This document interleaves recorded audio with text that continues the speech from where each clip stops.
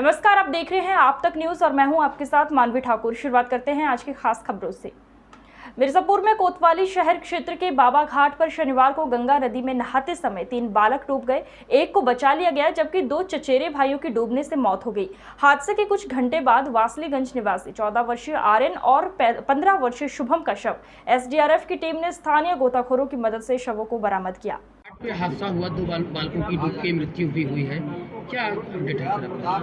आज थाना कोतवाली शहर के अंतर्गत बाबा घाट बदली घाट पड़ता है। वहाँ पर सुबह 4 बच्चे गए थे नहाने के लिए, जिसमें से दो बच्चे जो है डूब गए, जिनकी उम्र लगभग 13 से 14 वर्ष थी, जिनको वहाँ के लोकल जो है स्थानीय गोताखोर और एसडीआरएफ की टीम को तत्काल बुलवा करके हम लोगों ने इंस्पेक्टर कोतवाली सिटी और मेरे द्वारा जो है बुलवा करके तत्काल बच्चों कार्रवाई की गई, जिस पर दोनों बच्चों को बरामद कर लिया गया है और जिला अस्पताल भेजकर अग्रिम आवश्यक कार्रवाई की जा रही है। सर, ये दोनों सगे भाई हैं, परिवार के कौन?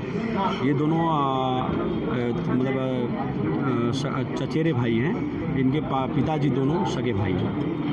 क्या करने को गए थे? ये सुबह बता रहे हैं इनके परिजन की सुबह निकले थे, अब वो इनको बता करके नहीं निकले थे, स्नान करने के लिए गए थे। लाश जो निकाला गया है वो किनके द्वारा निकाला गया, मछुआरों के द्वारा या एसडीआरएफ के द्वारा? लोकल जो गोताखोर थे वो लोग भी सहायता किए हुए। मिर्जापुर नगर मजिस्ट्रेट एवं क्षेत्राधिकारी के नेतृत्व में थाना समाधान दिवस का आयोजन शहर कोतवाली में किया गया है। थाना दिवस में पहुंचे फरियादियों ने अपनी शिकायतें दर्ज कराई है, जिस पर नगर मजिस्ट्रेट एवं नगर क्षेत्राधिकारी ने फरियादियों की शिकायतों को सुना और उसके निस्तारण का प्रयास किया। जिन शिकायतों का निस्तारण मौके पर नहीं हुआ, उनके निस्तारण के लिए अधीनस्थों को निर्देशित किया गया है। थाना समाधान दिवस के अवसर पर नगर मजिस्ट्रेट ने कहा कि शिकायतों का निस्तारण गुणवत्तापूर्वक समय सीमा के अंदर कर दिया जाए। उन्होंने कहा कि थाना समाधान दिवस की शिकायतों में किसी कीमत पर लापरवाही और पक्षपात बर्दाश्त नहीं किया जाएगा। शहर कोतवाली समाधान दिवस के अवसर पर पहुंचे फरियादियों की समस्याओं को नगर मजिस्ट्रेट विनय कुमार एवं नगर क्षेत्राधिकारी प्रभात राय ने सुनकर निस्तारण का निर्देश दिया। समाधान दिवस के अवसर पर शहर कोतवाली प्रभारी अरविंद कुमार मिश्रा एवं उनकी पूरी पुलिस टीम, पुलिस जवान और इलाके के गणमान्य लोगों की मौजूदगी में थाना समाधान दिवस का आयोजन हुआ। सर, कोतवाली समाधान दिवस है तो कितने निस्तारण किए गए सर, क्या है? आज कोतवाली शहर पे थाना समाधान दिवस है, जिसमें आप स्वयं देख रहे हैं कि नगर मजिस्ट्रेट साहब और मेरे द्वारा जो है थाना समाधान दिवस में नेतृत्व किया जा रहा है, जिसमें अभी तक कुल 4 ऐसे प्रकरण आए हैं जिस पर ज़मीन से रिलेटेड विवाद पाए गए हैं, जिस पर पुलिस और संबंधित राजस्व विभाग की दोनों की संयुक्त टीमों को भेज करके जांच करवाया जाएगा और जो भी सही कार्रवाई होगी, जो भी विधिक कार्रवाई होगी, उसको प्रकरण का निस्तारण कराया जाएगा तत्काल। बीते कुछ दिनों पहले बिहार के बेगूसराय में एक निजी चैनल के पत्रकार की गोली मारकर हत्या कर दी गई थी, जिसके विरोध में आज देवरिया जनपद में पत्रकार एकता समन्वय ने समिति के बैनर तले जिलाधिकारी को संबोधित ज्ञापन सौंपा और साथ ही हत्या आरोपियों के खिलाफ कड़ी कार्रवाई करने की मांग की गई। इसी क्रम में पत्रकारों के अंदर काफी आक्रोश देखने को मिला और कई पत्रकार संगठनों का समर्थन भी इस समूह में शामिल रहा। अभी बेगूसराय में हाल ही में एक यूट्यूब के पत्रकार की गोली मारकर हत्या कर दी गई। आए दिन पत्रकारों के साथ उत्पीड़न हो रहा है, पत्रकारों को फर्जी मुकदमे में फंसाया जा रहा है। अगर सच्चाई दिखाने की पत्रकार कोशिश करता है तो उसकी आवाज़ को दबाने के लिए फर्जी मुकदमे लाद करके जेल में डालने का कार्य किया जाता है। अभी ताज़ा मामला बलिया में हुआ था, जहां पेपर लीक कांड में अमर उजाला के पत्रकार को जेल में भेज दिया गया था और जब पूरे प्रदेश और पूरे देश भर से ज्ञापन गया तो गृह मंत्रालय से लेकर भारत सरकार ने संज्ञान लेते हुए फर्जी मुकदमों को वापस लिया और पूरे पत्रकारों की रिहाई हुई। अभी हाल ही में इसके पहले ही बलिया में एक पत्रकार की गोली मारकर हत्या भी कर दी गई थी। अभी प्रयागराज में एबीपी के पत्रकार की हत्या रात में ट्रक से कुचल के कर दी गई। उसके बाद से गृह मंत्री के बेटे के द्वारा एबीपी के ही पत्रकार को अभद्रता के साथ केंद्रीय गृह राज्य मंत्री अजय मिश्रा ने पत्रकार के साथ अभद्रता की। इस पर सरकार को संज्ञान लेना चाहिए और पत्रकारों के हित के लिए एक नया नियम या कानून लागू करना चाहिए। अभी बजट सत्र लागू किया गया है, बजट में तमाम योजनाएं लागू की गई हैं, लेकिन पत्रकारों के हित के लिए कोई भी बजट में किसी नाम मात्र चीज़ का कोई भी बजट नहीं है। पत्रकारों के हित के लिए सरकार को सोचना चाहिए, प्रशासन को सोचना चाहिए। पत्रकारों के साथ आए दिन हो रहे उत्पीड़न को लेकर ये बहुत ही बड़ा एक तरह से देखा जाए तो घिनौना कार्य किया जा रहा है और सभी पत्रकारों को एक साथ एकजुट होकर इसके खिलाफ आवाज़ उठानी होगी और लड़ाई लड़नी होगी, तभी जाके पत्रकारों को न्याय मिल पाएगा। क्या नाम है, किस बैनर से? मैं Gyanendra Nath Mishra, bureau chief AB news Ajay Bharat.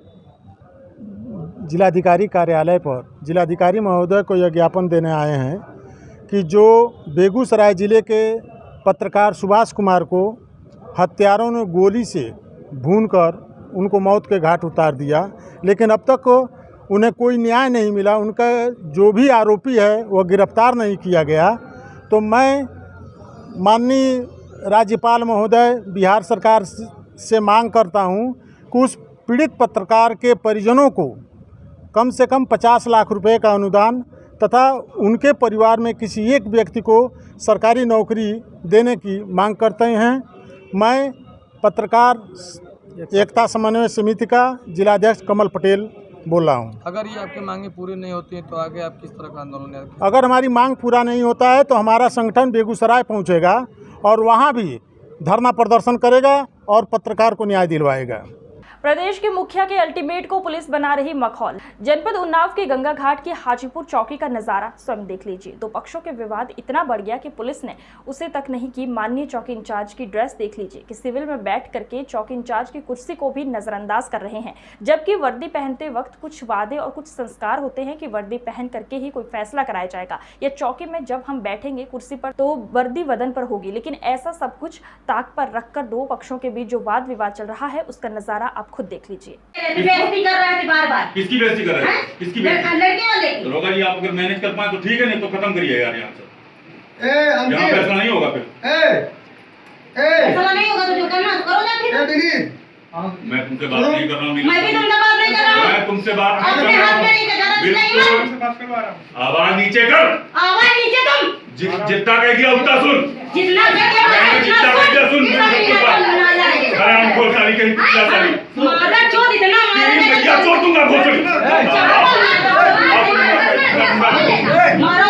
तुम्हारा यही फैसला उधर कर देगा मादर चोद। तुम मादर चोद। इतना साला भोसड़ी मादर चोद। मादर चोद। कैसे गाली कैसे दे रहा है तुम इसका? ऐसा करिए। जाओ तुम अपन काम करो। नहीं गाली देगा। जाओ भैया तुम जाओ। पुलिस उप महानिरीक्षक पुलिस अधीक्षक जनपद देवरिया डॉक्टर श्रीपति मिश्र के निर्देशन एवं अपर पुलिस अधीक्षक राजेश कुमार सोनकर के नेतृत्व व क्षेत्राधिकारी नगर श्रेयस त्रिपाठी के पर्यवेक्षण में एसओजी देवरिया व थाना कोतवाली पुलिस द्वारा रोडवेज तिराहे के पास से मुखबिर की सूचना पर ट्रेवल्स बस की तलाशी के दौरान बस पूर्ण रूप से खाली थी, किंतु पुलिस टीम द्वारा गहनता से जाँच करने के उपरांत शीट के नीचे बेसमेंट पर पूरा तहखाना बना हुआ पाया गया, जिसे नट बोल्ट एवं वेल्डिंग के माध्यम से जोड़ा गया था, जिसे गैस कटर आदि के माध्यम से काटकर उसके अंदर से लगभग 2566 शीशी हरियाणा निर्मित अवैध अंग्रेजी शराब जिसकी अनुमानित कीमत लगभग 7,50,000 रुपए है और ट्रेवल्स बस जिसकी अनुमानित कीमत लगभग 22 लाख रुपए है। इस प्रकार कुल बरामदगी लगभग 29,50,000 रुपए की गई है। अधिकारी नगर के नेतृत्व में कल 26 तारीख को कोतवाली पुलिस और एसओजी की संयुक्त टीम ने इसको पकड़ा है। ये चेकिंग कर रहे थे। चेकिंग के दरमियान जो ये संदिग्ध वाहन था, इसको जब चेक किया गया तो इसमें ये अभियुक्त गण थे और ये कोई भी बात बता पाने में हचकचा रहे थे। तो इसके संदेह के आधार पर और मुखबिर की जो सूचना थी वो सही पाते हुए उसको जो है जब उसका बेसमेंट देखा गया तो उसमें कुछ सामान प्रतीत हुआ। उसको जो है नट बोल्ट और उसका लकड़ी जब काट के देखा गया तो उसमें ये 2566 शीशी शराब बरामद हुई। ये हरियाणा निर्मित है और ये स्मगलिंग करने के नियत से यूपी और बिहार में ले जाते हैं। इसमें वैधानिक कार्रवाई की जा रही है। अग्रेतर जी ये लगभग 7.5 लाख की शराब है और जो टेम्पो ट्रैवलर जो है ये वाहन जो है इसकी कीमत 22 लाख है। तो कुल 29,50,000 की बरामदगी। इसमें 3 लोग कुल गिरफ्तार हुए। आज की खबरों में बस इतना ही। देखते रहिए आप तक न्यूज़। नमस्कार।